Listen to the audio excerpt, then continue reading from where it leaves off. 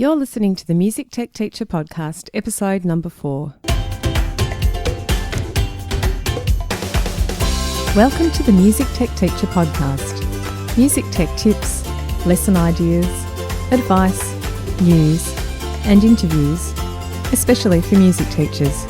Brought to you by midnightmusic.com.au. Hello and welcome to another episode of the Music Tech Teacher Podcast. I'm your host, Katie Wardrobe. I know many of you don't have access to multiple devices, but even if you only have one iPad, that is your own iPad, there are still lots of things that you can do with it with your students in class time. I actually wrote this list quite some time ago and made it into a blog post, so I'll link to that original blog post in the show notes for this episode. I've actually added an extra thing in today's podcast episode. So the original blog post is 18 ways to use a single iPad in the music classroom. But today I'll actually talk through 19 and I'll try and remember to go back and add the extra one into that original blog post. Now you can find the show notes for this episode at midnightmusic.com.au/4. Most of these ideas require you to plug your iPad into a data projector and speakers so that the students can see the iPad on the large screen and hear it clearly, because of course we're using music apps here, so they're going to need to hear what's going on. Okay, so let's get into the 19 ways you can use a single iPad in the music classroom. And the first one that I'm going to talk about is practicing note names. So you can use a number of different apps to drill students on notes of the staff. And there are a few ways you can do this with just a single iPad. So I thought I'd talk through those. Now, the app options that I really like are, now there's a number of these, but some of my favourites are Staff Wars. There's another one called Flash Note Derby and another one called Noteworks. They're the three that I've used the most, but there are a few options in the iTunes store as well. So in terms of approaches, if you've just got a single iPad, of course, with your iPad plugged in, you could get individual students to come up and, be the person operating the game. Now that's okay, but really there's only one student that's getting an interactive experience in that case. So it gets a little bit boring for the rest of the class. You could work in teams where the teams send up a representative as well, and they can take turns to, try and beat each other's scores with different levels in the note naming games. The best way that I think, though, is that perhaps the teacher actually controls the game itself on the iPad, and all of the class gets involved by filling out scorecards as the teacher's playing. So I'll explain how this can work, and I'm going to use the example of Staff Wars as the app, to use for this, but you could probably do it with other apps as well. The reason I'm picking Staff Wars is that I've actually created some scorecards that you can download to do this with your students. And basically, you'll connect your iPad to the data projector and open up the app as if you're going to play a game. And the Staff Wars app is a space theme. So basically, when you press the start button, a note flies across the staff from the right of the screen towards the left of the screen where the clef is. And what you need to do is press a button on the screen, which is the letter name of the note. And if you press the correct one, a spaceship at the bottom of the screen will shoot, and it will shoot the note and the note will disappear. So the object is to identify the note before it hits the clef and to identify it correctly. So if you identify it incorrectly, you'll lose a life, and if it reaches the clef before you actually pick a note name, you'll lose a life in that case as well. So if you're the teacher and you're operating the app, you can basically have it connected to the data projector, open up the app, and you're going to be the one to operate the game and actually identify the notes, but you're not going to show the students clearly what you're identifying. So as notes appear on the screen, you're going to secretly identify the note correctly so that you don't lose a life. And in the meantime, the students can write down their guess at what the note is. So the scorecards that I've designed, and this was based on another teacher's idea, so not my original idea, but she devised scorecards for her class. And I thought it was such a great idea, I thought I'd make some that everybody could use. And so basically the students will write down their guess, and you need to identify the note as late as possible to give them a decent amount of time to actually guess the note name. So that's a great way to get all the class involved, even if you've just got a single iPad. And the little tip that I need to give you is that you do need to secretly make a note of what the notes were as you were identifying them, so that you can correct the students at the end. So you need to just keep a note there. So you'll keep a list of all the notes that you did identify, maybe do 10 and then stop the game, and the students can check their answers against yours. The next thing you can do is to practice sight reading rhythm. So in a similar way, you can connect your iPad to the data projector again and start up one of the levels in a rhythmic sight reading app. So for younger students, there's one called Rhythm Cat, which might be quite good. And for older students, there's an app called Read Rhythm. Now, I know there are lots of other rhythm apps. So of course, you use the one that you feel is best and perhaps one you've had experience with. But again, one person will need to be the person to tap the rhythm on the iPad screen as if they're playing the game on their own. But in fact, it will show on the data projector.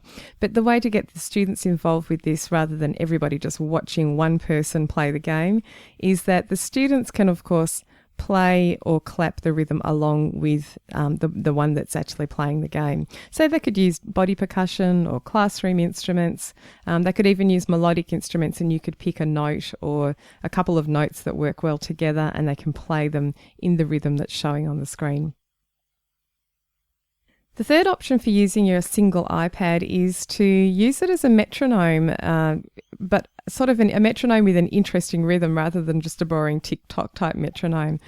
So what I've done in the past is to open up the GarageBand app, and most people have the GarageBand app because it comes included with iPads that are purchased recently, and you can easily download it. It's well worth the investment if you do have to buy it because you've got an older iPad. There's so much you can do with just this one single app, so definitely worth downloading. So what I have done in the past is to open up what's called the smart drums in GarageBand, and the smart drums allow you to generate a rhythm really, really fast, and it sounds really good. Basically, the smart drums is a grid, and you choose a particular drum kit type. So that might be a drum machine type, or it might actually be like a classic rock kit. And depending on which one you choose, you'll have a selection of sounds down the right-hand side of the screen, and you can drag those sounds onto the grid, and it will generate a sort of a pre-made rhythm based on what you drag into the grid and where you place the sounds in the grid. So you can make something quite busy or something quite sparse, and you've got quite a few options there of sounds. You don't have to include all of the sounds that you've been given on the right-hand side, but you can just have a few. Now, if you're feeling lazy, there's a little dice picture at the bottom left-hand side of the screen, and you can just tap that and GarageBand will literally generate the rhythm for you. So that's an even quicker way to do it. Now, once you've got the drum pattern going, of course, you can use this to accompany the class, and they might be playing an ensemble arrangement or even doing scales. So if you're doing, band, orchestra, choir rehearsals, and you're doing scales or warm-ups, you could have a drum pattern going from the GarageBand smart drums just to make it a little bit more interesting. You've got complete control over the tempo in the app because you can go into the settings menu and make the tempo very slow or quite fast, or you could increase the tempo over time as the students are getting better practiced with their scales. If you don't want to use GarageBand, of course, there's lots of other options. I've got a fantastic app called Drum Jam, and also another one which I really love called DM1. That's D for dog, M for Mary, and then the number 1. That's the name of the app. And both of those are specifically drum apps, and they make excellent rhythms, really good variety, lots of world rhythm styles and all sorts of things. So definitely give that a go. In keeping with that idea, you could also create a class backing track and play along with classroom instruments or your band, orchestra, choir, ensemble. So you can easily create a backing track, again in GarageBand, by choosing one or two of the smart instruments there, which allow you to generate a melodic style backing really fast. So there's a smart keyboard, there's a smart guitar, and there is the third one I've forgotten. The smart drums, of course, but we've talked about that one. There's also a smart bass guitar. That's the last one. And the smart keyboard or guitar particularly are great options. Oh, the smart strings. That's the one. Smart strings. You can open those up and you're presented with chord strips. Now, if you're like me and you grew up, a few decades ago, so in the 70s and 80s, my mum was actually a music teacher and she had one of those auto harps where you'd press a letter name, being a chord, and strum the strings of the auto harp to hear a chord play. Now, when I look at the smart instruments in GarageBand, that's what I'm reminded of. So it's a little bit like that. So for instance, you might open up the smart guitar and you'll see the chords across the screen there, and you can play the chords by just tapping on one of the strips and you'll hear the guitar strumming sound. If you've got the strings open, you'll hear a string pizzicato sound, an ensemble sound, and the keyboard, you'll hear the keyboard play a chord, whichever strip you tap on.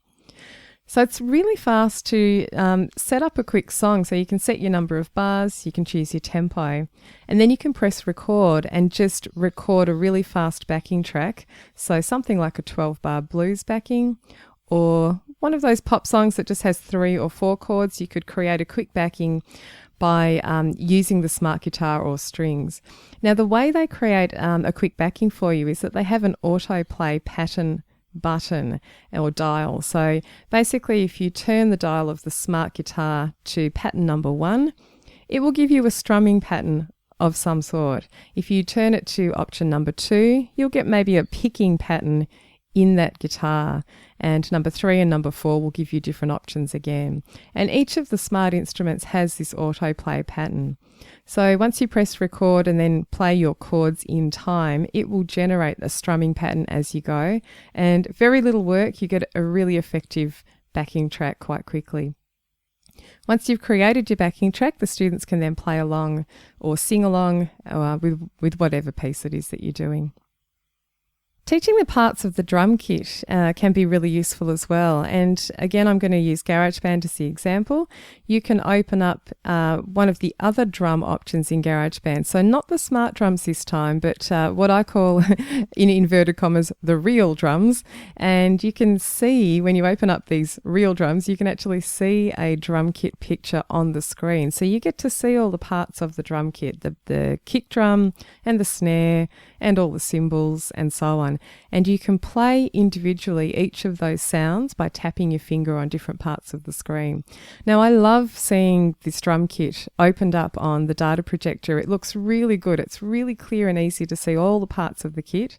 So if you're doing, a unit of work with your Year 7s, for example, on the drum kit, it's fantastic to be able to show the students what the drum kit's like and actually label all the different parts and get them to know what they each sound like.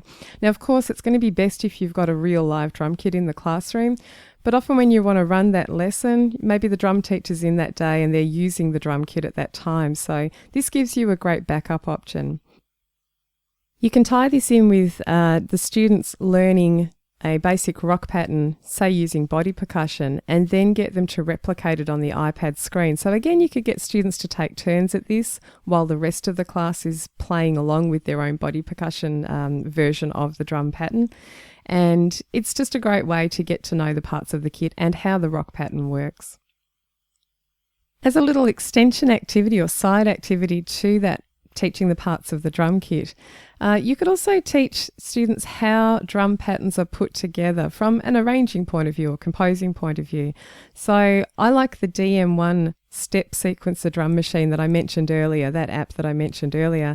And it's a step sequencer, so it has a series of dots across the screen for each of the parts of the kit. So if you look down the left-hand side, you'll see a list of the different parts of the kit listed. So there'll be the kick drum, and then underneath that the hi-hat and the snare drum and each of the cymbals and so on.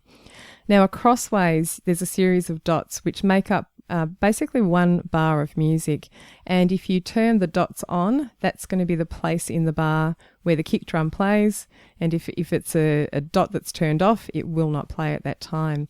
So you can easily talk through things like placing the kick drum on the first and third beat of the bar, and then placing the snare drum in the gap, so on the second and fourth beat. And students are able to see how that works and see it quite visually. So it's kind of, in my mind, like a visual notation version of a drum grid. And you could then even take it further and get them to do sort of standard or traditional notation version of that as well. It's great for visually seeing how different stylistic drum patterns look visually. And so you could set up the basic rock pattern as a starting point if you've been doing that, and then maybe change things a little bit, vary the pattern that you've got showing on the screen so that they can see how an R&B pattern looks and what maybe a jazz or blues shuffle looks like, which can be quite different. Moving on from drum parts, you can also use your iPad to show a large on-screen keyboard instead. So rather than, having to draw on the whiteboard a picture of a keyboard, you can actually show it within one of your iPad apps. So again, GarageBand, of course, has a lot of keyboard options in there, so you might want to choose one of those, and there's lots of different looking ones depending on which type of synthesizer or piano you choose.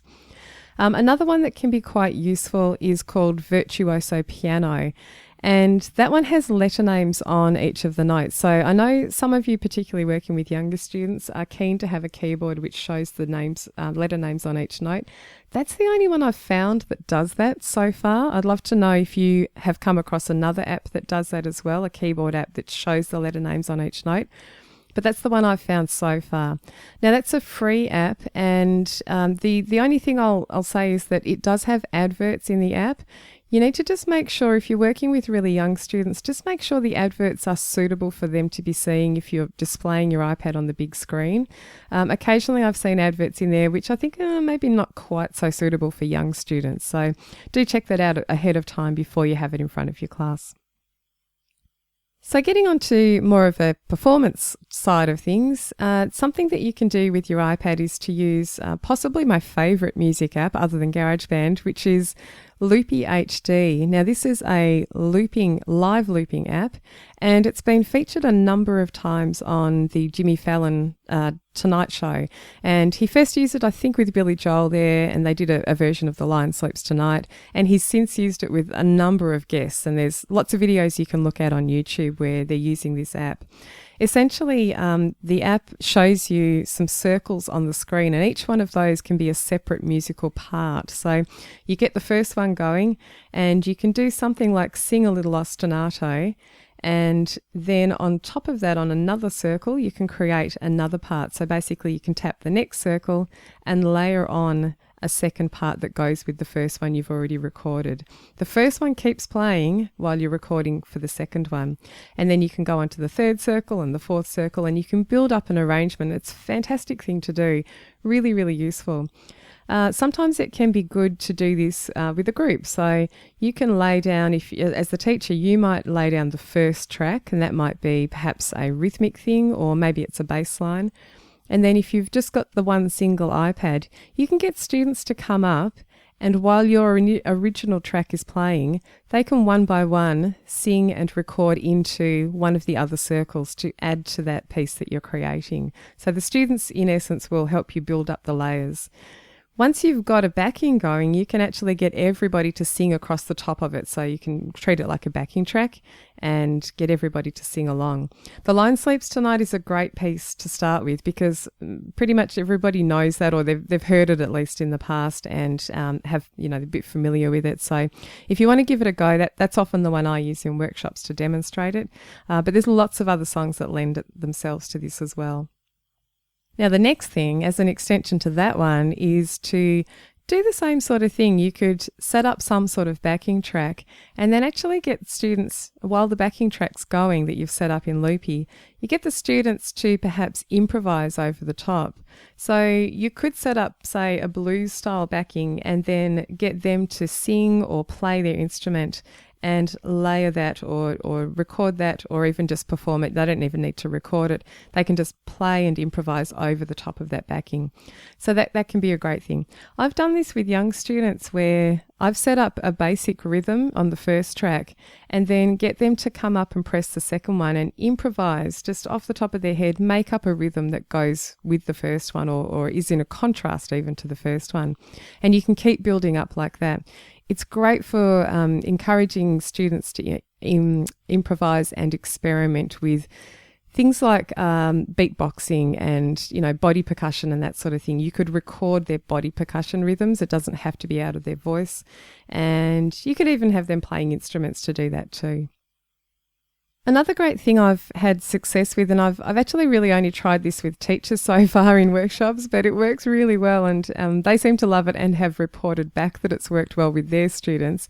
And this is to do with pitch matching. So this is a great one for younger students. There is an app called Singing Fingers, and again, you can plug your iPad into the data projector so students can see this. And Singing Fingers is a drawing app, but it's got a little bit of a difference. You can only draw on the screen if you're making a sound. So if you run your fingers along the screen and you're not making a sound, nothing will happen. Nothing appears on the white blank screen that is there when you open up the Singing Fingers app. However, if you make a noise while you're dragging your finger along the screen, you'll get some colour and a line will appear. It's really good. It's quite vibrant, so it looks really good when you show it on the data projector. So what I've done in the past is to sing a single note while I draw a line on the screen.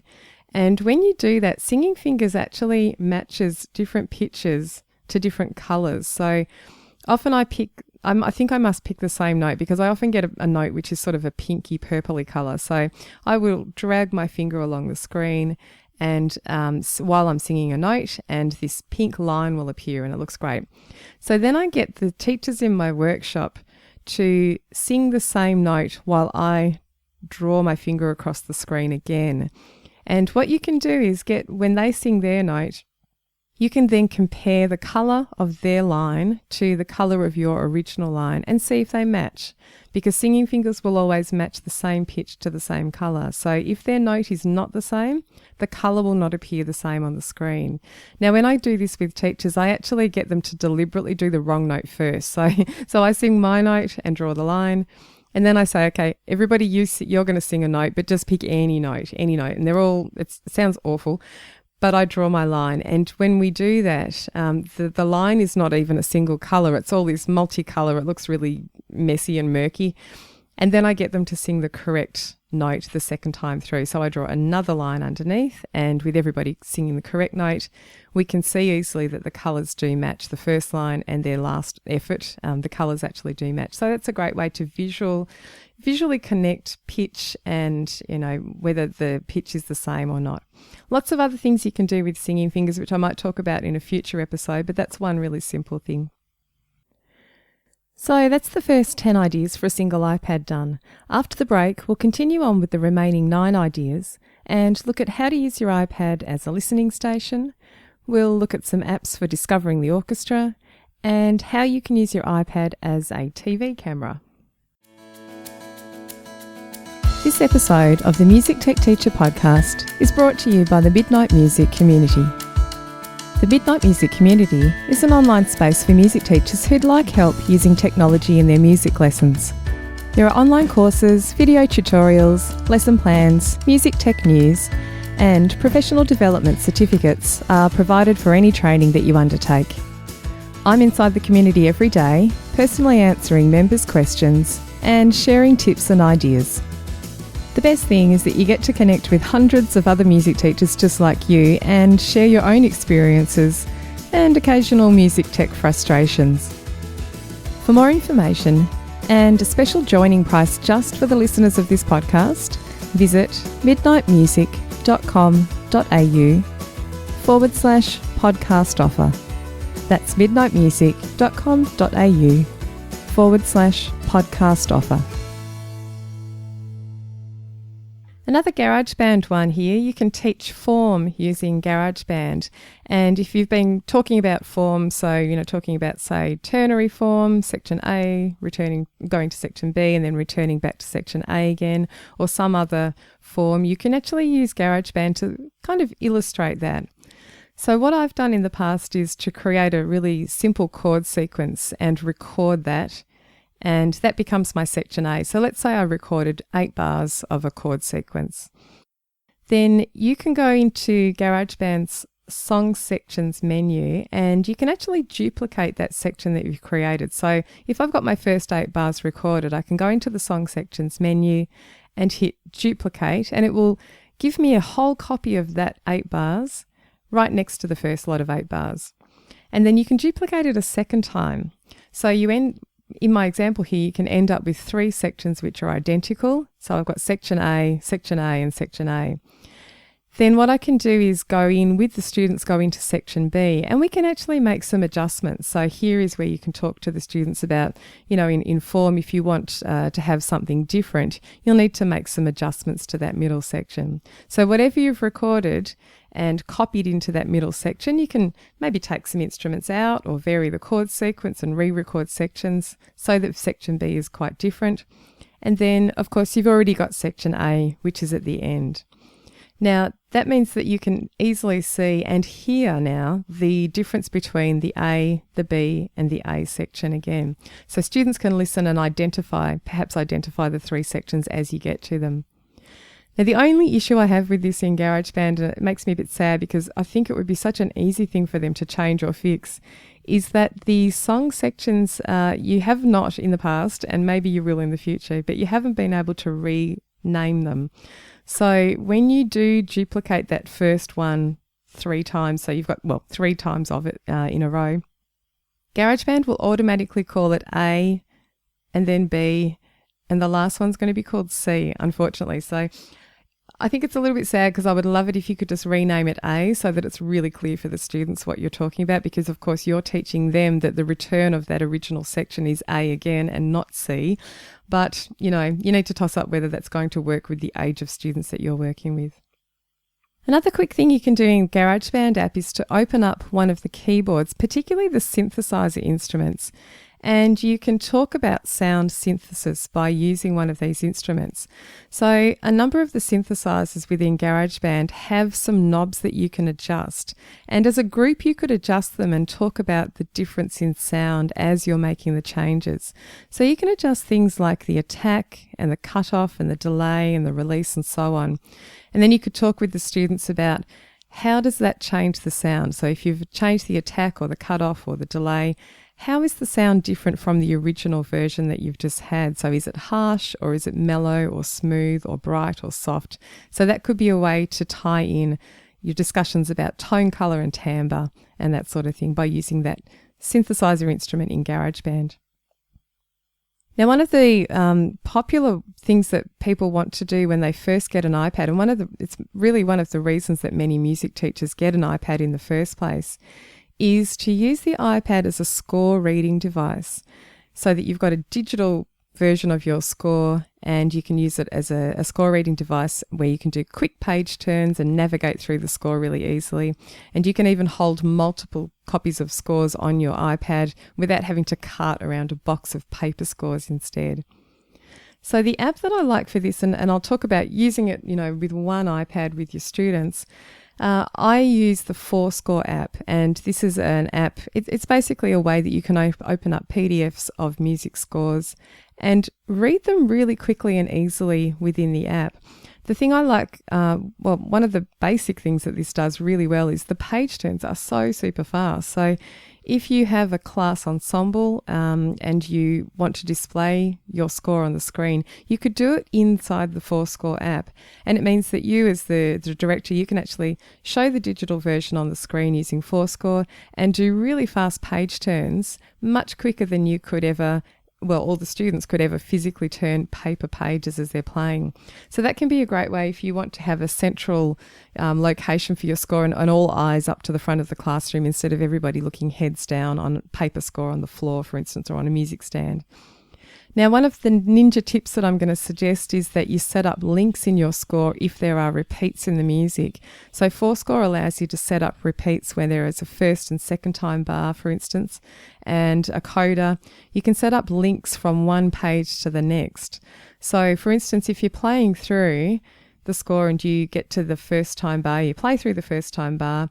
At the end of the first time bar, you can set up a little link so that when you tap at that bar at the end of the first time bar, it will actually spring back to page 1 or whichever page it is you need to go back to do the second time through of that music. It makes it really fast, and it saves that whole fumbling around with pages and thinking where do we go back to. Great for coders particularly. That's the place where people usually get a bit lost with page turns, so you can set up links in the score. So have a go maybe at using that on the data projector with your students rather than just projecting up a plain old PDF copy, which you could also do, but this would make it a little bit more easy to read. Now, the next one I've got is interactive listening. Now, there's a great free interactive listening app called Explorium Sound Uncovered, and it's a free app. It's kind of a bit like an interactive book, and the app has some facts about sound just generally, and there's pictures and there's audio demonstrations and activities that you can do. So it's lots of fun. It's really interesting. And so if you're doing a unit just generally like the science of sound, this would be a great one to offer some extra, activities or materials that you can do with students. Now, you could again display this on the data projector so that the whole class can look together as a group, or this might be something that you have, as a separate little station. So while the class are doing other activities, maybe there's one small group of students doing this as an independent activity where they're going through one section or a couple of sections of this app and looking at the audio demonstrations and doing some of the activities there. In a similar way, you can use your app as a listening post. So the next suggestion is to use your iPad as a listening post. So you could have your iPad set up in a corner of the classroom, and this could be a place where individual students go to do some listening to a piece of music, or maybe even small groups of students go and use your one single iPad to listen to something there. They may maybe have a worksheet that is there as well, and they're going to answer some questions, so they can work quite independently. Now, if you have a Belkin Rockstar headphone adapter, this is a little adapter that allows you to have up to 5 students listening with headphones to a single iPad. So you plug the little adapter in and it's got a place where you can plug in 5 different sets of headphones. So this is fantastic in the classroom, particularly if you've just got one iPad or a minimal number of iPads. You can actually have 5 students all listening with headphones at once to the one thing. Now, the next thing I'm going to suggest as a group activity is to use your iPad as a sound effects board for a storytelling project. So there's a number of ways you could do this, but one app that I love for this purpose is called MadPad. And MadPad is a soundboard app which allows you to record 12 separate sounds in different squares. Now, when you record your sound in MadPad, you actually record video at the same time. So it's visual as well as, involving sound. So 12 separate sounds. So you could do something like, as a group, work out a collection of sound effects that you're going to record as your class set of sound effects. So 12 sound effects. And then students could perhaps go away and work in groups together to write a story that incorporates as many of those sound effects as possible. Once they've written their story, they can practice it and perform it, and then come up one by one and use your iPad to actually perform the sound effects that you've recorded in MadPad. So one by one, the groups can come up and perhaps one person is a narrator and someone else is also saying part of the story. And then there might be one of the students in the group who's operating the iPad, which has the sound effects that you've recorded in the MadPad app. That one's lots of fun. If you do have access to more than one iPad, a group of iPads or a class set, that's a great activity to do with the entire class all at once. They can each create their own set of sound effects in MadPad. Lots of fun. Heading into the last few here, I've got 3 more suggestions for a single iPad. The next one is discovering the orchestra. and there's a fantastic number of apps that can teach students about the instruments of the orchestra or well-known classical pieces of music, and along the way they'll learn about that piece of music and the composer and also about instruments of the orchestra as well. So by displaying the iPad on the data projector, you can look at everything as a group together, and you're able to see instrument images and videos and sound ranges and example pieces and talk about the role of the conductor and so on. Apps that I really love for this are, there's one called The Orchestra, and that one's a really fantastic app. It takes up a little bit of room on your iPad, so just make sure you've got enough space. It's well worth it. It's a super high quality app, looks fabulous, and you can basically see different players of the orchestra playing their instruments. They'll actually demonstrate what they sound like. You can see the range of each instrument. You can hear some well-known pieces being played. You can see video footage of the orchestra performing that piece. You can see the conductor. There's a little section where you can click through and see a specific instrument, say the bassoon, and you can actually look at the bassoon picture and rotate it on the app. So you can see the bassoon from all sides, and there's the same for all of the instruments in the orchestra. So it's great if you've perhaps not got access to a real version of an instrument, a real live bassoon or a real live, whatever it is, set of timpani that day. You can bring them up on the screen and show the students what they look like from all sides. You can hear them and you can see players talking about them as well. So that's a great app. There's some other apps which are great as well. The Melbourne Symphony Orchestra, which is, from where I am, they have a free app called MSO Learn, and that one does similar things to that first app that I mentioned. Not as many features and as many things in there, but it's still a great starting place. And if you need a free version, that's a good one to go for. There's a fantastic Carnival of the Animals app, and I will link to all of these apps in the show notes. So if you want to look these specific ones up, you can head over there and just click on the link and it will take you to the iTunes place. But the Carnival of the Animals one is also beautiful. For young students, Naxos has an app called My First Classical Music app. And the one that I've shown quite a bit in workshops is there's a free one, which is the Young Person's Guide to the Orchestra, and that one's also well worth a look. Last couple of things I'll mention, and these are kind of obvious basic things, but sometimes I find if I mention them in workshops, people haven't clicked that they could do this with their iPad. The second last thing I'm going to talk about is the fact that you can just simply use your iPad to capture student performances. So just open up that camera app, hit the video record button and, record students playing and singing. It's a really great way, you may want to keep it and archive the performances if it's a proper performance, but if it's just in class time, it's a great way for students to get instant feedback about their playing.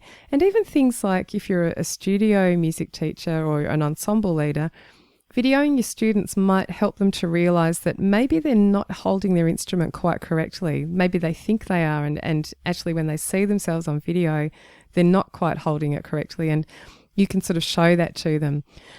Video is also great for assessment purposes. So students can, maybe use your single iPad in the corner of the room to record themselves doing something that you're going to then assess at a later time. Sometimes it can be hard to listen or watch every student in class if you need to assess them. So having your iPad set up somewhere where students can just make a recording and then you can go back to that later, that can be quite helpful. And the very last thing I'm going to share is using your iPad as what I'm calling a TV camera. It's not quite really, but basically if you set your iPad up somehow on a stand, there are various clips that you can purchase to clip your iPad to, say, a music stand. You could have, again, open up the camera app, but this time you can have the camera pointing at you, playing the instrument that you're demonstrating to your students. So if you've got a class of 24 students and you're doing a ukulele unit, for instance, it can be difficult for the kids at the back of the room to maybe see, the exact position of your fingers on the fretboard to make the chord that they need to make. So if you set up your iPad and it's connected to the data projector, Once you open up the camera app, if it's pointing at your hand, it's going to show really big on the screen, just like you're on TV. And that can really help some students just to see a bit more clearly the thing that you want to show them. So it doesn't have to be guitar or ukulele. It might even be recorder fingering. You might be demonstrating something. I used to play double reed instruments, and on my teaching rounds before the iPad was in existence, I actually showed the reeds that you use to play the bassoon and the oboe. And, if kids haven't seen that, that can be really interesting. So to be able to show them through the camera app and to see it large on the screen, that can help, rather than having everyone crowd around and not being able to see, that can help you see, all the students see quite clearly there. So I really hope you found some of these suggestions useful. I'm hoping that you'll actually give some of them a go. I'd love to hear from you if you actually do give them a go. You can tweet me on Twitter, and my Twitter name is @KatieSW1, S for Sam, W for Wardrobe, number 1. And you can also connect with me on Facebook at facebook.com/Midnight Music. The Music Tech Teacher podcast is hosted by me, Katie Wardrobe. You can find more information and the links from today's episode at midnightmusic.com.au/4. Thanks for listening, and I'll see you next time.